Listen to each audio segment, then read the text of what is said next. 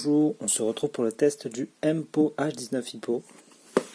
Donc un casque pas très cher avec une fonction ANC. Alors qu'est-ce qu'on a dans la boîte? Donc, une boîte assez complète tout de même avec un câble USB micro USB. Voilà, donc le casque se recharge en micro USB. Donc c'est un casque avec recharge rapide. Donc on a également une pochette, donc petite pochette simple, une pochette en tissu qui servira pour le transport. On a également un câble, donc je pense qu'il fait peut-être 1 mètre, 1 mètre 50. Voilà, donc un câble jack qui permet d'utiliser le casque quand il n'y a plus de batterie. Donc un casque qui est assez complet, un casque au design plutôt classique dans le sens où il ressemble au QC35 de Bose. C'est un casque noir avec pliable, avec un logo donc très apparent et une coque plastique un petit peu brillante, donc qui peut laisser des traces. Voilà. C'est un casque donc qui dispose d'une fonction ANC, donc on retrouve le bouton sur le côté. L'ANC a la particularité de s'utiliser de manière indépendante. Voilà, donc on peut l'activer sans avoir allumé le casque, sans l'avoir connecté en Bluetooth. Donc l'ANC est un peu particulier puisqu'en fait il s'agit d'un son qui est diffusé de manière continue. Donc pour moi on n'est pas sur une vraie fonction ANC, donc c'est aussi ce que je le reproche. Malgré ce qui peut être dit sur le plan marketing et ce qui peut être présenté par la marque. Donc quand on active l'ANC, on entend un bruit continu, un souffle continu qui est bien plus présent que sur les casques habituels, qui est vraiment très marqué. Donc l'ANC il est indépendant, donc il se coupe et il s'allume de manière indépendante. Donc qu'on allume ou qu'on éteigne le casque, l'ANC reste activé, si on l'a activé au préalable. Donc au démarrage, petit bruit, une petite annonce en anglais, et également à l'extinction, et également à l'appareillage. Donc l'appareillage voilà, se fait de classique en restant appuyé sur le bouton Power. On a des touches volume plus moins qui sont des toutes les touches sont assez cheap globalement. C'est des boutons voilà, donc en plastique, très cheap, mais qui fonctionne. On a donc un petit rappel lumière à l'allumage, donc assez classique, mais qui fait le travail. On a des détails qui sont assez soignés, comme l'information visuelle sur l'ouverture, fermeture de l'arceau et le réglage en fait en fonction des tailles de tête. C'est un casque qui est plutôt, je dirais plutôt de petite taille, et en particulier les coussinets qui sont assez petits. Donc les coussinets mesurent environ 8 cm. 8, alors j'ai 8 de tête. Voilà, 8 intérieur 6,5 et extérieur une dizaine de centimètres. Mais l'intérieur est assez court. Voilà, 6, 7. Et en largeur, on est autour de 5. Donc il y a un petit rappel à l'intérieur, un petit code visuel right and left, ce qui est toujours agréable et appréciable. Donc voilà, esthétiquement, en termes de design, on est plutôt bien, en termes d'ergonomie également. C'est un casque vraiment soigné. Le confort est correct. Les coussins sont épais, ce qui peut être dérangeant. Ce qui va avoir tendance à un peu chauffer les oreilles avec le temps, si on le porte pendant longtemps. Mais ça va, c'est quand même convenable pour le prix. C'est pas le confort d'un casque à 20 € qu'on pourrait trouver sur le marché. Ça reste quand même correct.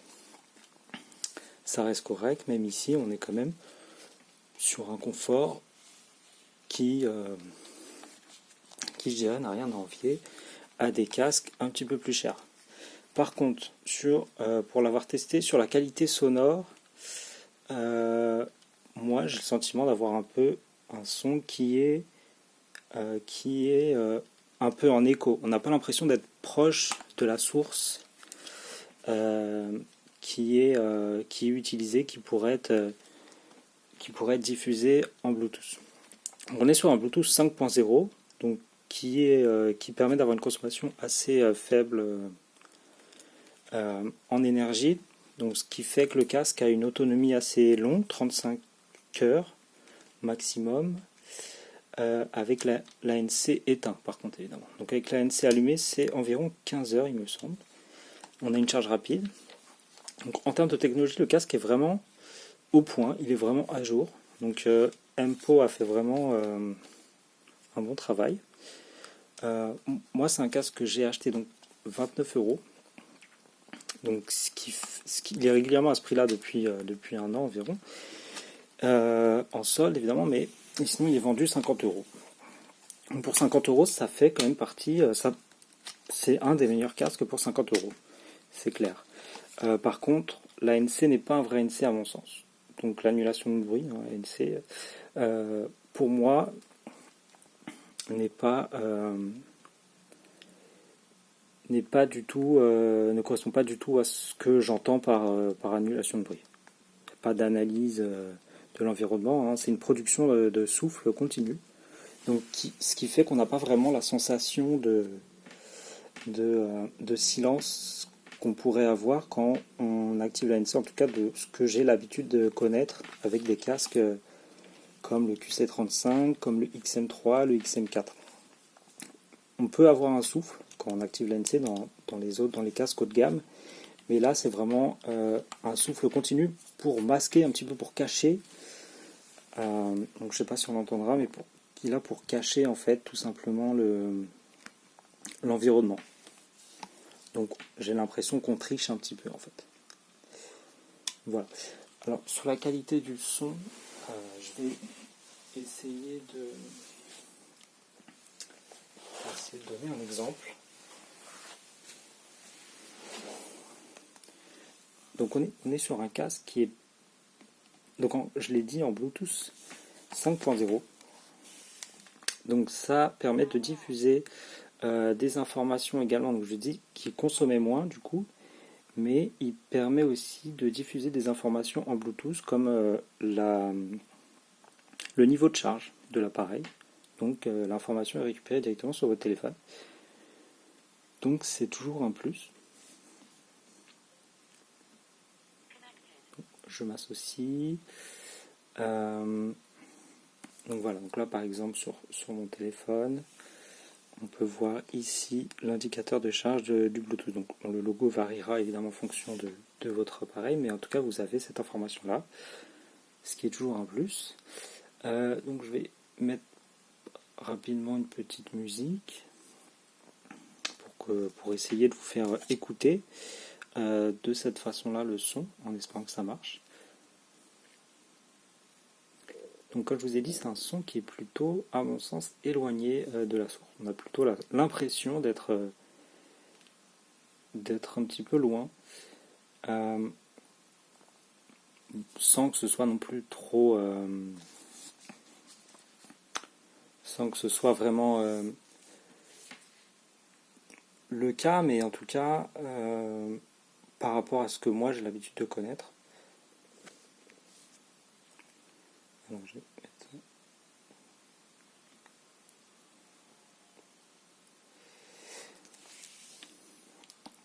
vais mettre une compilation de musique classique. Donc c'est aussi un casque qui a, lorsqu'on écoute de la musique, a beaucoup de sorties sonores, dans le sens où, j'ai plus le terme en tête, mais le son a tendance à être... on peut l'entendre, si une personne est à côté de vous, peut entendre le son. Il y a des fuites sonores, c'est le mot que je cherchais.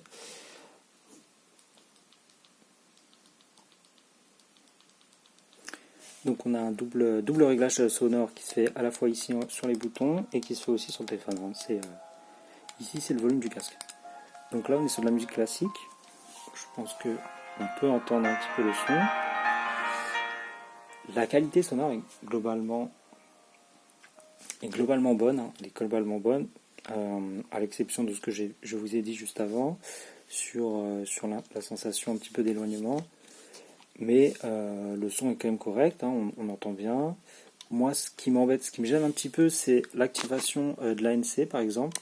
Je vais vous le faire ici. Si j'écoute du son en même temps, l'activation, désactivation, va entraîner... Non, j'ai pas remis le son. L'activation, désactivation va entraîner des petits grésillements, des petits sursauts. C'est des petits bruits qui, moi, sont assez désagréables et que j'ai pas l'habitude d'avoir sur d'autres casques. Donc, personnellement, ça me dérange un petit peu. Ça rappelle un peu finalement le prix et le côté cheap de l'appareil, à mon sens.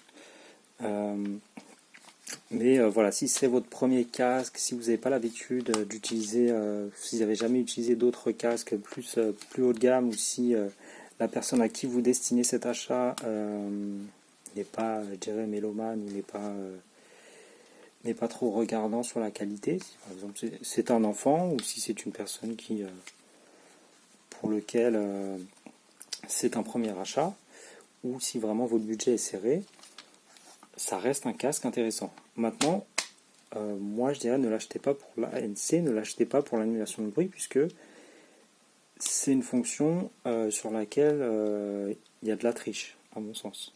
Voilà. Après, voilà, ça reste un casque quand même très intéressant, avec une garantie de 2 ans, qu'on peut avoir à des prix très raisonnables, et qui est plutôt bien équipé, plutôt bien fourni, avec un packaging quand même sérieux, et des intentions qui sont quand même soignées. Hein. Comme je vous ai dit, ce genre de détails, l'information gauche-droite, même un rappel ici, une structure quand même convaincante, mais le casque quand même reste fait de matériaux cheap, même si son allure donne quand même l'impression qu'il n'est pas trop bas de gamme. Voilà, c'est un casque qui peut sembler valoir entre 40 et 100 euros, pour donner une fourchette assez large. Voilà, moi je dirais qu'il est bien pour débuter, mais si vous avez déjà testé d'autres casques, je vous conseille d'aller sur un modèle quand même plus haut de gamme, parce que il va y avoir des petites choses qui vont faire que au quotidien on a ce sentiment un petit peu de premier prix en fait. L'autre avantage de ce casque qui est quand même très à jour sur les fonctionnalités, sur la technologie, c'est qu'il dispose du multipoint, donc qui permet de basculer entre plusieurs sources sonores, comme un ordinateur, un téléphone, une tablette, etc. Donc il me semble qu'il y a au moins 2 appareils possibles. Est-ce qu'il y en a plus? Je n'ai pas essayé, mais c'est toujours un plus. Par contre, bon, la musique ou la vidéo ne se mettra pas en pause automatiquement, il faut faire le basculement un peu tout seul, mais c'est déjà bien, parce que le multipoint est quand même de plus en plus demandé, c'est un confort, et c'est bien. Donc comme je vous ai dit, c'est vraiment un casque sur les technologies qui est vraiment bien. Donc ça reste un achat intéressant, pas forcément pertinent selon votre utilisation. Si vous avez d'autres casques mieux, et si vous en avez déjà utilisé d'autres mieux, vous risquez d'être de rester un petit peu sur votre faim. Mais bon, il est quand même intéressant. Et en utilisation, par exemple, télétravail, il est pas trop mal, puisque le micro détruit assez bien les bruits environnants et est pas trop mauvais. Donc pourquoi pas dans ce cadre-là. Pourquoi pas en premier casque, pourquoi pas dans certains types d'utilisation. Et pour l'ANC, l'annulation de bruit, non. Non, à mon sens, non. Voilà ce que je pourrais dire donc sur ce casque Empo H19 Hippo, donc du coup qui est une marque plutôt intéressante, qui est au goût du jour et qui du coup est à surveiller, je pense, pour moi, puisque elle est quand même réalise quand même des choses bien fournies, avec des détails intéressants et plutôt intelligents. Donc marque qui vaut le coup du coup dans les casques. Voilà, c'est tout pour moi.